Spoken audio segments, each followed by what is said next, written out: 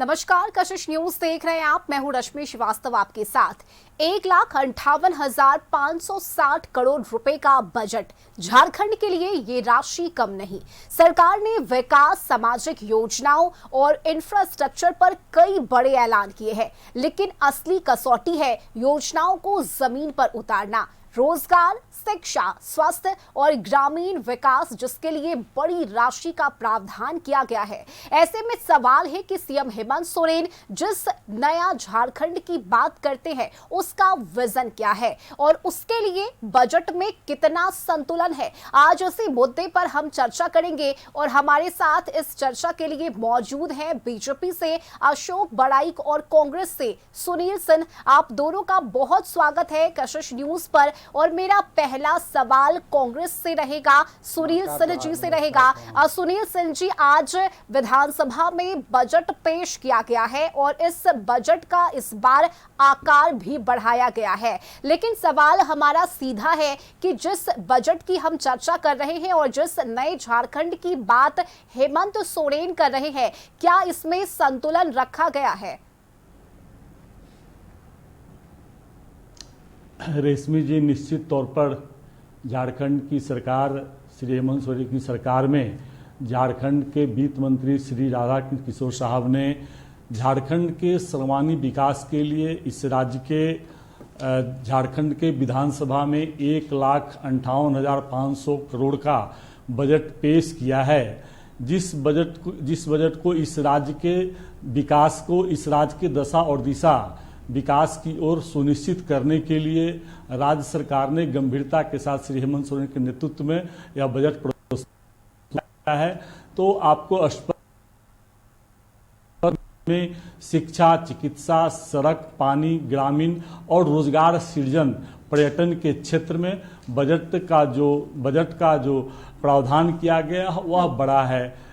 पूर्व में जब 2025-26 का बजट था वो 1,45,000 करोड़ का था और 2026-27 का जो बजट है 1,58,560 करोड़ का है। तो निश्चित तौर पर इस राज्य के विकास के लिए, इस राज्य के 4 करोड़ जनता के विकास के लिए, इस राज्य का इंफ्रास्ट्रक्चर के लिए, रोजगार सृजन के लिए यह बहुत ही संतुलित और ऐतिहासिक बजट, जो बजट का नाम अबुआ बजट जिसको दिया गया है। तो मैं स्पष्ट करता हूं कि आप निश्चित रूप से इस राज्य के हर नागरिक के लिए, महिलाओं के लिए, शोषित पीड़ित के लिए, दलित के लिए, नौजवानों के लिए, शिक्षित नौजवानों के लिए, सभी के लिए यह बजट ऐतिहासिक है, संतुलित है और इस राज्य के सर्वांगीण विकास में यह बजट धरातल पर आपको आने वाले समय में बिल्कुल दिखेगा।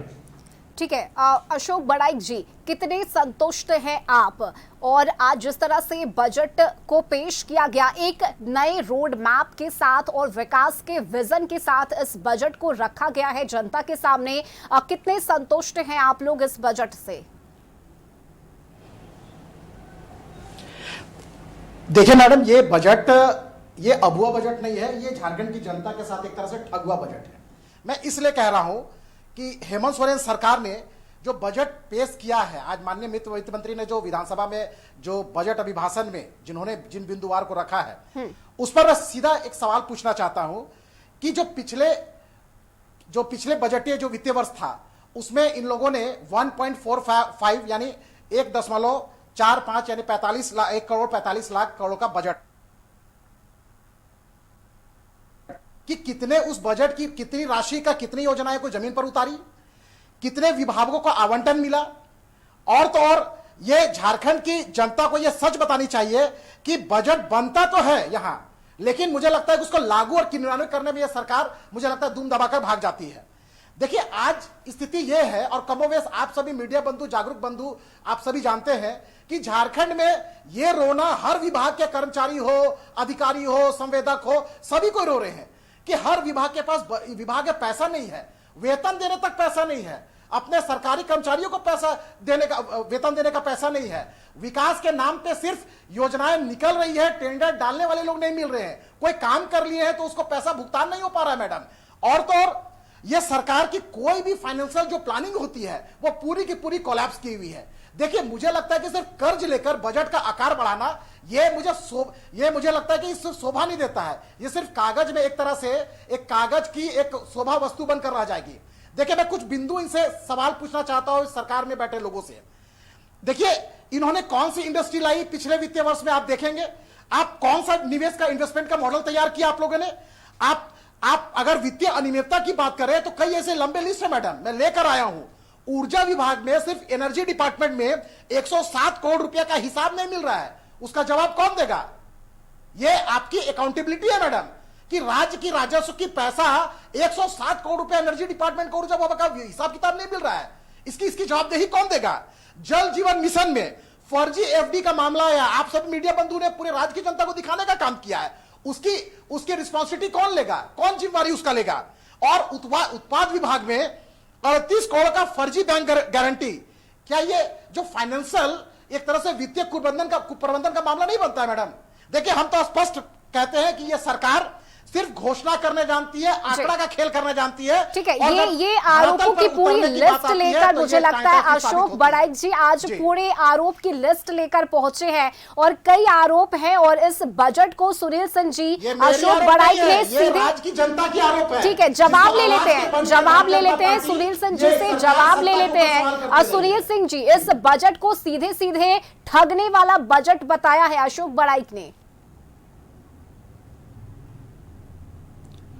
रेशमी जी, भारतीय जनता पार्टी के साथी जो बोल रहे थे, जो आरोप लगा रहे थे, वह आरोप बिल्कुल ही निराधार है। राज्य के सर्वांगीण विकास में मैं आपको स्पष्ट कर दूं कि झारखंड की जनता ने 2019 के चुनाव में महागठबंधन को अपना बहुमत देकर सरकार बनाने में सहयोग किया था और पूर्ण बहुमत की सरकार बनी थी। और फिर दोबारा महागठबंधन के द्वारा इस राज्य के सर्वांगीण विकास, चाहे शिक्षा का क्षेत्र हो, चिकित्सा का क्षेत्र हो, सड़क का क्षेत्र हो, बिजली का क्षेत्र हो, जल का क्षेत्र हो और आपका पर्यटन का क्षेत्र हो, हर क्षेत्र में आपका इस राज्य की जनता ने, जब जनता के माध्यम से जनता का विकास की मार्ग पर जब इस राज्य के जनता के नजदीक तक पहुंचा, तब जाके इस राज्य की जनता ने 2024 के विधानसभा में महागठबंधन को 56 सीट देने का काम किया है। अब मैं सिलसिलेवार ढंग से इनके प्रश्नों का जवाब देता हूं। विकास का जो मॉडल इस राज्य ने इस झारखंड के 4 करोड़ जनता के बीच में पूर्व से प्रस्तुत करते आ रहा है। रेशमी जी, आपको पता है कि जब यह सरकार 2019 में बनी थी तो आज 26 है। आपका 6 साल के बीच में 3 साल पूरे देश, दुनिया और झारखंड भी कोविड से ग्रसित था। उसके बावजूद भी झारखंड की विकास के लिए श्री हेमंत सोरेन की सरकार, महागठबंधन की सरकार कटिबद्ध और प्रतिबद्ध रही। आप देखेंगे कि महागठबंधन की सरकार ने इस राज्य के 2 लाख किसानों का 4 अरब 66 करोड़ रुपया माफ करने का काम किया। इस राज्य के बिजली, गरीब जो लोग थे उनको 39 लाख लोगों का 200 यूनिट बिजली माफ करने का काम किए। इस राज्य के आपको सभी यहाँ पर जो अबुआ आवास के माध्यम से जितना ज्यादा से ज्यादा अबुआ आवास का निर्माण इस राज्य के लोग करा रहे हैं। इस राज्य में 1200 राजकीय राजमार्ग श्री हेमंत सोरेन के नेतृत्व में बनाया गया। आप देखिए कि झारखंड में 25 वर्ष की झारखंड में आप 14.5 वर्ष भारतीय जनता पार्टी एनडीए की सरकार रही, लेकिन रांची जैसे जगह पर एक फ्लाईओवर नहीं बना पाए। और हेमंत सोरेन की सरकार ने अल्प समय में और समय सीमा रहते हुए आपका सीरम टोली फ्लाईओवर, आपका कांटा टोली फ्लाईओवर, 2 फ्लाईओवर का सौगात देने का काम इस प्रदेश में झारखंड में हेमंत सोरेन की सरकार ने करने का काम किया है। इस राज्य में उन 45 लाख महिलाओं को महिला सम्मान योजना के तहत उनके आर्थिक स्थिति को सुदृढ़ करने का काम झारखंड सरकार ने करने का काम किया है। तो झारखंड सरकार जितना बेहतर हो सकता है, इस राज्य में जो वादा किया, इस राज्य के भारतीय जनता पार्टी ने इस राज्य में पुरानी पेंशन योजना को बंद कर दिया और यह सरकार ने पुरानी पेंशन योजना देने का जो वादा किया था सरकार के साथ पूरा किया। झारखंड में श्री हेमंत सोरेन की सरकार ने यहां के वकीलों को 6060 आफ्टर 60 जो यहाँ के लॉयर हैं, जो रिटायर्ड हो गए या मेडिकल हर्टेड हैं, तो उन्होंने 60 आफ्टर 60 उनको 14,000 पेंशन घोषणा नहीं किया, पेंशन उनको दिया जा रहा है। इस राज्य सरकार ने इस राज्य के लॉयर को स्पष्ट वादा किया था कि आपको मेडिकल इंश्योरेंस पार्टिकुलर लॉयर को नहीं मिलेगा, लॉयर के साथ साथ उनके पूरे परिवार को मेडिकल इंश्योरेंस 5 लाख से 10 लाख मिलेगा और गंभीर बीमारी में उनको 15 लाख रुपया दिया जाएगा। यह इस राज्य सरकार का, यह राज्य सरकार ने करने का काम किया है। और लगातार आपके सवालों का जवाब दे रहे हैं सुनील सिंह जी, और मुझे लगता है कि जो आरोप लगाए जा रहे हैं, आपका कहना है कि ये जनता के आरोप है कि झारखंड में विकास नहीं हो रहा है, काम नहीं हो रहा है, लेकिन सुनील सिंह जी एक एक कर उन कामों को गिनवा रहे हैं। देखिए मैडम, ये सरकार, एक शब्द है कंचन, कंचन का मतलब होता है स्वर्ण, और ये सरकार, ये झारखंड मुक्ति मोर्चा, कांग्रेस और आरजेडी अपने आप को कहती है कि ये सरकार एकदम स्वर्ण काल पे चल रही है, यानी राज्य के सबसे बोलते हैं ना ऐतिहासिक और स्वर्णिक काल पे ये सरकार इस राज्य के 3.5 करोड़ जनता को एक दिवस स्वप्न दिखाने का काम कर रही है। मुझे लगता है कि इसमें काफी विरोधाभास देखने को मिलता है। 6 सालों में, 6.5-7 सालों में यह सरकार की क्या उपलब्धि है? आज माननीय वित्त मंत्री ने अभिभाषण से शुरू होने से पहले एक शायरी पढ़ी थी, मैं पढ़कर आपके दर्शकों को सुनाना चाहता हूं। उन्होंने कहा था कि किसी के पैरों में गिरकर कामयाबी पाने से बेहतर है कि अपने पैरों पर चलकर कुछ बनने की ठान लो। यह माननीय वित्त मंत्री जी ने अपने अभिभाषण पढ़ने से पहले, बजट प्रस्तुत करने से पहले पढ़ा था। तो मैं ये सवाल पूछना चाहता हूं, जब राज्य की जनता, राज्य के युवा, राज्य के किसान, राज्य के आदिवासी, राज्य के महिलाएं, राज्य के दलित, ओबीसी, हर वर्ग, हर समाज के लोग जब आपसे बोलते हैं कि राज्य को विकास के आगे पर लेकर जाना है, तो ये हर बार केंद्र की तरफ दोषारोपण करते हैं कि केंद्र हमको अशोक बराई जी, अगर डेवलपमेंट हो रहा है, अगर राज्य में डेवलपमेंट हो रहा है, फ्लाईओवर बनाए जा रहे हैं, महिलाओं के लिए अगर योजनाएं लाई जा रही है, तो इसमें क्या परेशानी हो रही है बीजेपी को? अगर विकास हो रहा है, डेवलपमेंट हो रहा है, फ्लाईओवर बन रहे हैं, योजनाएं लाई जा रही है, तो क्या परेशानी हो रही है? मैडम, महिलाएं में 6 लाख महिलाओं को काट दीजिए। इन लोगों ने वोट लेने के लिए सबका आवेदन पे 2 महीना दिया और फिर 6-7 लाख महिलाओं का नाम काट दिया। देखिए, मैं आज बजट पर आता हूं, इधर उधर की बात मैं अभी करूंगा नहीं। देखिए, जिस नाम को काटने की बात आप कह रहे हैं अशोक बराई जी, जिस नाम को काटने की बात आप कह रहे हैं, वो केवाईसी के आधार पर नाम कटे हैं। जिस नाम कटने की बात आप कह रहे हैं कि महिलाओं का नाम कटा है, वो केवाईसी के आधार पर कटे हैं। मैं सवाल पूछ रहा हूं मैडम, आपके सरकारी तंत्र में तब इच्छा शक्ति की कमी है? कोई भी बांग्लादेशी, अफगानिस्तानी, पाकिस्तानी कागज लेके आएगा, आप उसको मैया सम्मान योजना में शामिल कर लेंगे? आपकी जवाबदेही क्या बनती है मैडम? जवाब दीजिए सुनील सिंह जी, जवाब दीजिए इसका। 6 लाख मैया सम्मान योजना में देने का काम किया है जी। रेशमी जी, हमारे साथी अफगानिस्तानी, बांग्लादेश की चर्चा कर रहे थे आपके चैनल पर। आप पूरा लोग जानते हैं, आप रेशमी जी एक परिपक्व पत्रकार हैं। जब भारत सरकार के गृह मंत्री के अंतर्गत बॉर्डर आता है, तो जब बॉर्डर उनके अंदर आता है तो पाकिस्तानी यहाँ घुस कैसे जाता है, बांग्लादेशी घुस कैसे जाता है? तो इनका बिल्कुल निराधार आरोप है। मैं बताऊं कि जिन जिन महिलाओं का नाम कटा है, वह कहीं से भी मैया सम्मान योजना के लिए वो वहां पर उचित नहीं थी। जिनको इनकम टैक्स जो भरती हैं, जो सरकारी एम्प्लॉई हैं, जो कुछ अपना काम करके लघु उद्योग लाकर अपना काम महिला करती हैं, वैसे महिलाओं का नाम कटा है। और ज्यादा से ज्यादा तो इनका जो विषय है, आप बात कर रहे हैं, जो आपने प्रश्न करने का जो काम किया, 14.5 वर्ष झारखंड में इनकी भी सरकारें रही हैं। मैं बार बार यह बात को दोहराता हूं कि झारखंड की जनता ने बिल्कुल महागठबंधन को प्रमाण पत्र दिया है विकास के नाम पर, नौजवानों को रोजगार के नाम पर। आपको जानकारी होगा कि 25-26 साल की झारखंड हो चुका है और यही महागठबंधन की सरकार है कि एक दिन में 10,000 सरकारी नौकरियां दिया है और आपका 1 वर्ष के अंदर 25,000 सरकारी नौकरी दिया है और आपका 8,000 गैर सरकारी नौकरियां यह सरकार देने का काम श्री हेमंत सोरेन की सरकार ने किया है। आपको पता है कि इनका रघुवर दास जी की सरकार में 2014 से 2019 के बीच में रेशमी जी एक भी जेपीसी एग्जाम कंडक्ट नहीं कराया। और राज्य सरकार जब भी कोई वैकेंसी निकालकर इस राज्य के नौजवानों को नौकरी देने का जब भी काम करने का काम किया, कोशिश किया है, तो भारतीय जनता पार्टी और एनडीए ने सीधे हाई कोर्ट का पीछे से दरवाजा खटखटाया है ताकि इस राज्य के नौजवानों को नौकरी नहीं मिले और महागठबंधन की सरकार को साजिश करके बदनाम किया जाए। अशोक बराई जी, बदनाम करने का आरोप आप पर लगा रहे हैं सुनील सिंह जी कि अगर हम काम करते हैं, हमारी सरकार अगर काम करती है तो पीछे से टांग खींचने का काम करती है बीजेपी, ये आरोप लग रहे हैं आप पर। पहले मैं सुनील जी का मैं जवाब दे दूं। अगर चलिए मान लेते केवाईसी, तो आपका 6 महीना तक आपके सरकारी तंत्र कहां थी?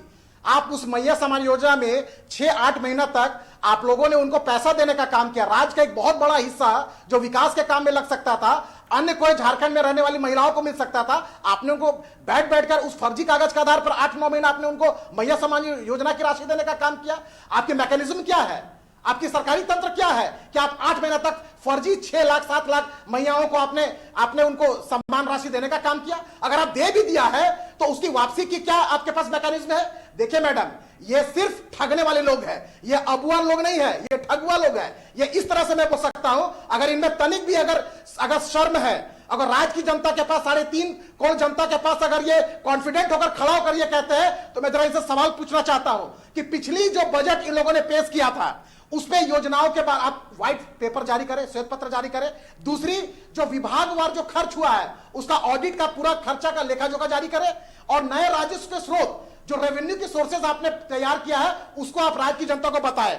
साथ ही आप राज्य का आय को कितना बढ़ा पाए हैं यह भी आप जानकारी दें राज्य की जनता को, और निवेश इन्वेस्टमेंट आप कितना लेकर आए। अब बार बार आप छुट्टी मनाने के लिए सब परिवार विदेश चले जाते हैं, आपको व्हाइट पेपर करके यह भी बताना होगा राज्य की जनता को, युवाओं को, कि आपने कितना इन्वेस्टमेंट लेकर आए हैं, कितने फॉरेन इन्वेस्टमेंट को आप राज्य में लेकर आए हैं, कितना इंडस्ट्री खुला है, यह आपको बताना होगा। साहब, आप सिर्फ बड़े बड़े घोषणाएं करके कर्ज के पैसा लेकर बजट का आकार बढ़ा देना, यह होशियारी नहीं होता है मैडम। राज्य के युवा बेवकूफ नहीं है, बुड़बक नहीं है, यह जंगल राज नहीं है। आप झारखंड के आदिवासी हो, मूलवासी हो, ओबीसी हो, सभी समाज के लोग हैं, यहाँ के युवा जागरूक है, वो हिसाब जवाब ले लेते हैं सुनील सिंह जी से, जवाब ले लेते हैं कि जिस केवाईसी के आधार पर महिलाओं के नाम काटे गए हैं सुनील सिंह जी, अब उस पर आगे किस तरह से सरकार पहल करेगी, कैसे काम करेगी, अगर ये आरोप लग रहे हैं आप पर? तो पैसा वापसी का क्या हिसाब किताब है ये पूछ लीजिए।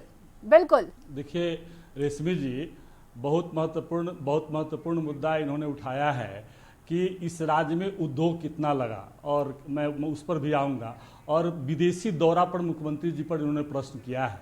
तो आपको मैं बताता हूं कि इस राज्य में एचईसी जो है, हेवी इंजीनियरिंग कॉरपोरेशन, झारखंड की राजधानी रांची में है, जिसका भारत सरकार ने बजट अभी जो पेश किए हैं उसके रिवाइवल के लिए कोई काम नहीं किया। एचईसी वह है जो एशिया का मदर ऑफ इंडस्ट्रीज कहा जाता है, और आज एचईसी मरणोपरांत है, और भारत सरकार ने कुछ भी काम करने का काम नहीं किया। इस राज्य में जितनी भी इंफ्रास्ट्रक्चर है, एचईसी है, आपका बोकारो स्टील है, मेकन है, सीसीएल है, ईसीएल है, सीपीडीआई है, डब्ल्यूसीएल है, आप देखेंगे जितना भी महत्वपूर्ण सेक्टर इस राज्य में है, आप देखिएगा उषा मार्टिन है, आपका बॉक्साइड का यहाँ पर काम होता है,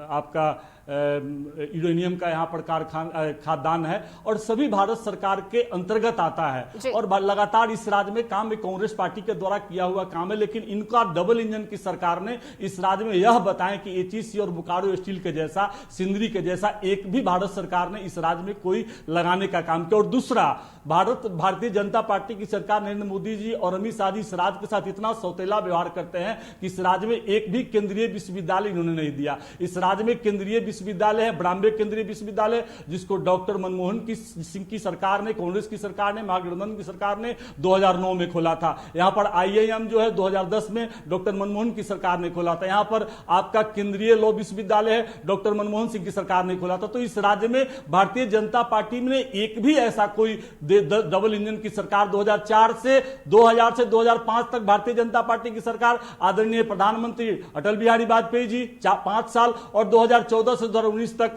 यहां पर मुख्यमंत्री रहे श्री रघुवर दास जी, और देश के प्रधानमंत्री श्री नरेंद्र मोदी जी, और एक भी काम इस राज्य के सर्वांगीण विकास के लिए नहीं हुआ। अशोक बड़ाइक जी, अगर सहयोग मांगा जा रहा है, अगर केंद्र से सहयोग मांगा जा रहा है राज्य के विकास के लिए, तो सहयोग मिल क्यों नहीं रहा है? क्योंकि बजट का आकार तो चलिए झारखंड सरकार ने बढ़ाया है, लेकिन जिस सहयोग की उम्मीद है वो पूरी क्यों नहीं हो रही है?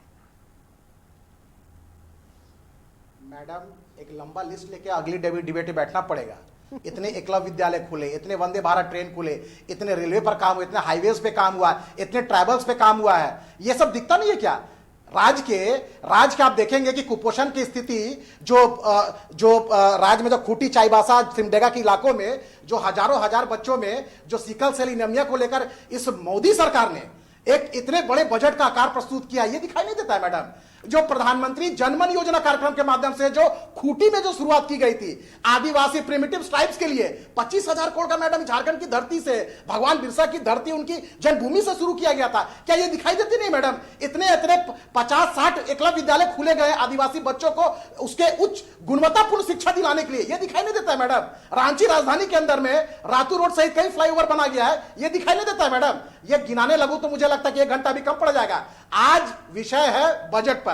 देखिए, जब हम बात करते हैं इनको कि आपको राज्य की जनता को बताना चाहिए आप क्या मैकेनिज्म तैयार किए, आप बजट पर खर्च कहां किए, आप श्वेत पत्र जारी किए, तो ये हर बार बोलते हैं कि केंद्र हमको 1,36,000 करोड़ दी नहीं है। अभी तो माननीय वित्त मंत्री जी बड़े बड़े बात कर रहे थे कि हम दूसरे के बैसाखी पे चलेंगे नहीं, हमको अपने पैर पर चलना सीखना है। तो साहब, जब आपसे राज्य की जनता युवा पूछती है कि विकास को लेकर किस रास्ते पे लेकर जाना है, तो आप 1,36,000 करोड़ का रोना रोते हैं। तो हम तो ये भी सवाल कर रहे हैं ना मैडम। आज हमारे माननीय प्रदेश अध्यक्ष श्रीमान आदित्य साहू जी ने प्रेस कॉन्फ्रेंस के माध्यम से सरकार में बैठे हुए लोगों से सवाल पूछा है कि आप बोलिए कि सभी दल के सांसदों को बुलाइए, आप बैठाइए, विधायकों को बैठाइए और बताइए कि 1,36,000 करोड़ किस किस विभाग में बचा हुआ है, किस किस मद में बचा हुआ है। आप व्हाइट पेपर जारी कीजिए। राज्य की 3.5 करोड़ जनता जानना चाहती है। सिर्फ हवा में बात करने से मैडम नहीं होता है। राज्य की जनता जागरूक जनता है। आप 1,36,000 करोड़ के अपने जिम्मेदारी से, अपने कर्तव्य से भाग नहीं सकते हैं। अब जब सवाल आपको राज्य की जनता पूछती है, विपक्ष पूछती है, तो आप बोलते हैं कि केंद्र पैसा नहीं दे रही है। तो रोना नहीं चलेगा मैडम। आपको राज्य की जनता ने फुल मैंडेट इसलिए नहीं दिया है कि 1,36,000 करोड़ का रोना 7 सालों से रोते रहिएगा। आपने क्या रेवेन्यू जनरेट किया है, आपने कितना इंडस्ट्री लगाया है, आपने पिछले पैसा जो राजस्व को कहां खर्च किया है। हाँ, इन्होंने एक काम जरूर किया है मैडम, जो बताना चाहूंगा, इन्होंने अपने परिवार के लोगों को विदेश जरूर घुमाया है, इन्होंने अपने परिवार को लेकर सेटल जरूर किया है। सत्ता में बैठे हुए मंत्रियों, विधायकों, सरकारी राजस्व को, झारखंड के जो भविष्य को जो तय कर सकता था, वो पैसा को उन्होंने निजी राजस्व बनाने का काम किया है। कई उदाहरण है मैडम। आलमगीर आलम सहित कई अधिकारी जेल के अंदर में है, कई हेमंत सोरेन सरकार में बैठे कई लोग अपने परिवार के लोगों को खुश करने में लगे हैं, कई अधिकारी अपने लोगों को आर्थिक रूप से सक्षम बनाने में लगे हैं। तो ये विकास इनके परिवार और सत्ता में बैठे हुए लोगों का विकास हुआ है। राज्य के 3.5 करोड़ जनता, यहाँ के आदिवासी मूलवासी का विकास संभव ही नहीं है इस सरकार में। ठीक है, आखिरी में सुनील सिंह जी से जवाब ले लेते हैं, क्योंकि इस बजट को इकोनॉमिक रोड मैप बताया गया है 2026-27 का, और जिस बजट के आकार बढ़ाने की बात बार बार कही जा रही है, इसमें कैसे संतुलन बनाया जाएगा और क्या हर दिशा में वो बजट का जो रेशियो है वो उस अकॉर्डिंग तय किया गया है ताकि उस उद्देश्य के साथ विकास हो सके? सुनील सिंह जी। रेशमी जी, देखिए, अभी हमारे साथी विदेश यात्रा पर जो बता रहे थे, तो भारत सरकार ने इस देश के जो दावोस में हर साल इकोनॉमिक फोरम पर जो बैठक होती है, उसमें इस देश के प्रधानमंत्री और भारत सरकार ने 6 राज्य के मुख्यमंत्री को भेजा था, जिसमें झारखंड के मुख्यमंत्री हेमंत सोरेन जी थे, आसाम के मुख्यमंत्री हेमंता शर्मा जी थे, आपका महाराष्ट्र का देवेंद्र फडणवीस जी थे, आपका यूपी के उप मुख्यमंत्री थे, गुजरात के उप मुख्यमंत्री थे। तो भारतीय जनता पार्टी के 5 राज्य से लोग गए हुए थे। तो आप बार बार इसको घूमने का जो बात बता रहे हैं, सभी समाचार पत्रों में छपा है कि 1,24,000 करोड़ का निवेश करने के लिए प्रस्ताव राज्य सरकार को बड़े उद्योगपतियों ने देने का काम किया है। और आप बजट की बात करें तो मैं स्पष्ट कर देता हूं कि इस राज्य के शिक्षा, चिकित्सा, स्वास्थ्य और आपका सड़क, पानी, बिजली, जो मूलभूत सुविधा लोगों को धरातल पर मिलनी चाहिए, उसके लिए शिक्षा मिलनी चाहिए,